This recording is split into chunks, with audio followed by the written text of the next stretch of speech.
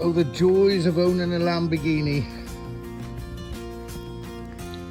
She's broken once again. I think it's the E-gear pump that's broken on it. So it's booked in to be fixed.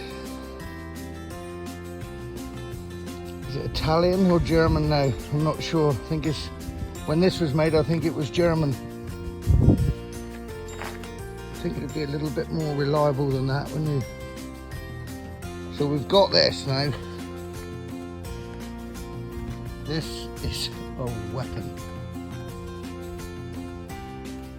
I've adjusted all the suspension. Apart from the rear, can't quite get it right, but it is a rocket ship. I've dropped the forks. It's cool as chips. This wheel went flat. I'm having a right bit of luck lately. The ski's still alright. And as for this thing, breaks my heart.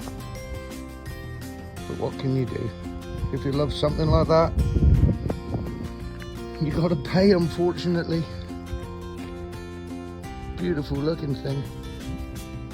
Needs modern running gear without all the bloody computers.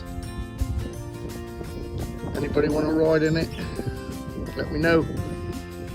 If you're close enough, I'll take you out for a spin when it's fixed.